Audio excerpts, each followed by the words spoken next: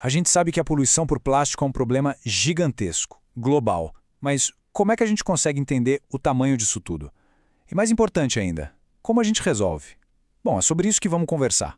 Ver como alguns modelos de computador super complexos estão mostrando o caminho. E olha, eles revelam dois futuros bem diferentes. E qual deles vai acontecer? Bom, depende das escolhas que a gente fizer agora. Então, para começar, vamos tentar colocar esse desafio em perspectiva. A questão aqui não é se o problema é grande, porque isso a gente já sabe, né? A verdadeira pergunta é o quão maior ele pode ficar se a gente não fizer nada. E a resposta para essa pergunta é um número. E que número? 42 milhões de toneladas métricas. É isso que um relatório super importante, o Breaking the Plastic Wave, projeta que vai parar nos nossos rios, lagos e oceanos por ano até 2040. Isso se a gente continuar no ritmo que a gente está hoje. Pensa só, 42 milhões de toneladas. É uma quantidade tão absurda que fica difícil até de imaginar. Pois é, e é justamente para lidar com um problema dessa escala que a ciência de dados entra em jogo. Porque para combater uma crise desse tamanho, não dá para ficar só no achismo, nas estimativas. Os especialistas usam ferramentas nossas super sofisticadas para mapear cada pedacinho do problema. Então, vamos mergulhar no coração dessa análise, o modelo científico que é praticamente uma réplica digital de todo o sistema de plásticos do mundo. A melhor forma de pensar nisso é como um gêmeo digital.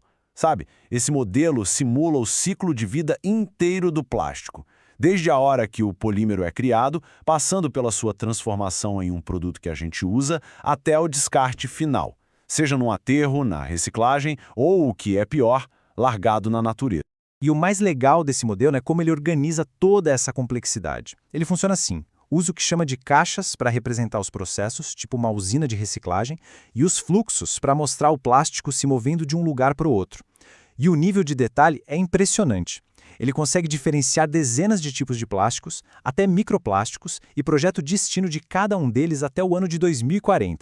Olha só essa imagem. Ela dá uma ideia perfeita da escala da coisa.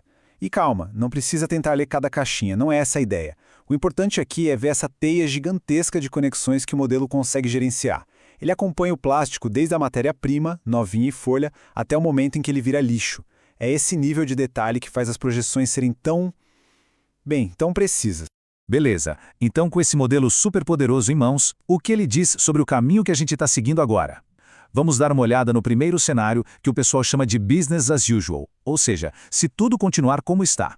Business as Usual, ou BAU, como a gente vai chamar, é exatamente o que o nome diz. É um futuro onde a gente continua produzindo, consumindo e jogando fora o plástico do mesmo jeitinho, sem nenhuma mudança grande no sistema. É basicamente a projeção do deixa como tá para ver como é que fica.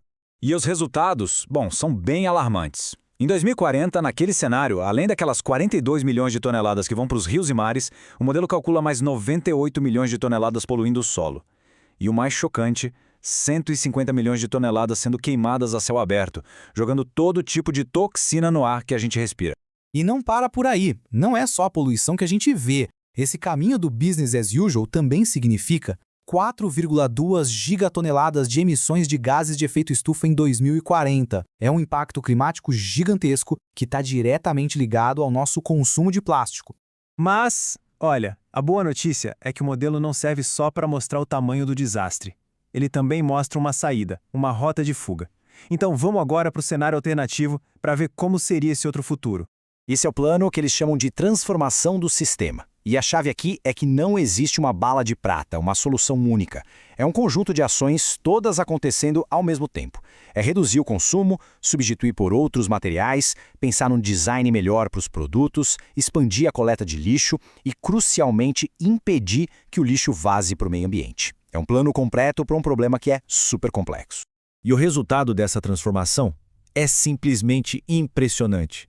Se a gente olhar só para a poluição que vai para a água, a diferença é gritante. A gente sairia daquelas 42 milhões de toneladas por ano para 11 milhões.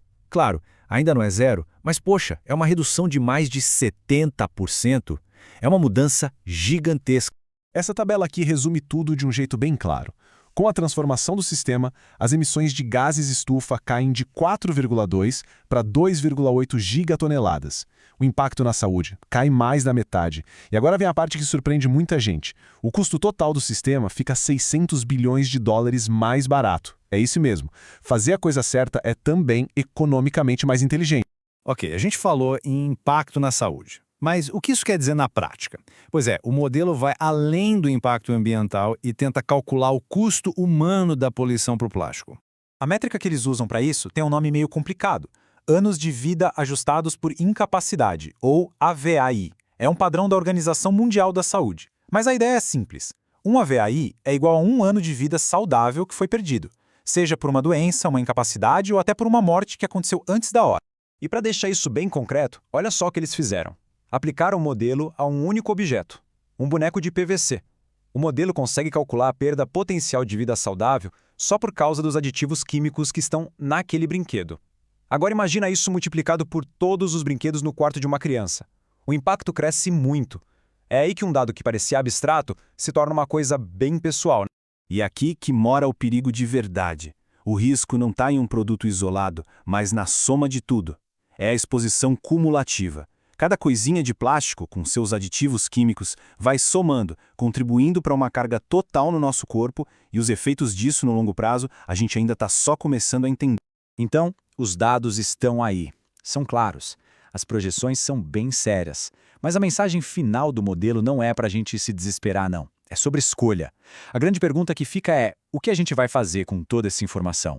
As conclusões do modelo são como um mapa, um roteiro. Elas mostram que essa crise tem solução, e com a tecnologia que a gente já tem hoje. Mas precisa de uma abordagem completa. Não dá para ficar tapando o sol com a peneira. Precisa de políticas inteligentes e uma coisa crucial: integrar os catadores, o setor informal, que já faz um trabalho incrível.